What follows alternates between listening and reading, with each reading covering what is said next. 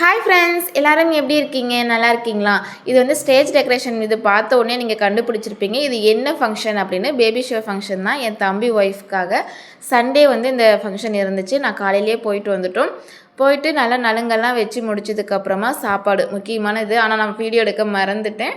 அங்கே வந்து 5 வகை சாப்பாடு, லெமன் சாப்பாடு, புளி சாப்பாடு, புதினா சாப்பாடு, தயிர் சாப்பாடு, அப்புறம் காளான் பிரியாணிலாம் போட்டிருந்தாங்க. அப்புறம் பருப்பு ரசம் சாப்பாடு இது வச்சுருந்தாங்க.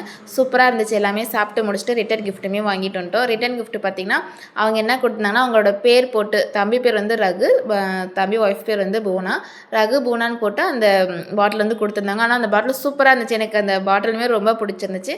அதுக்கப்புறம் வந்து இது எனக்கும் எங்கள் அக்காவுக்கும் இந்த மாதிரி வளையல் வந்து ஒரு டஜன் எடுத்துகிட்டு வந்திருந்தாங்க. எத்தனை பேர்த்துக்கு இந்த மாதிரி கண்ணாடி வளையல் அப்படிங்கிறது ரொம்ப பிடிக்கும்? நீங்கள் அதை வந்து கையில் போட்டுகிட்டே இருப்பீங்களா, இல்லை கழட்டி வச்சுருவீங்களா அப்படிங்கிறதையுமே சொல்லுங்கள். ஃபங்க்ஷனுக்கு மட்டும் போகும்போது யூஸ் பண்ணிப்பீங்களாங்கிறத சொல்லுங்கள்.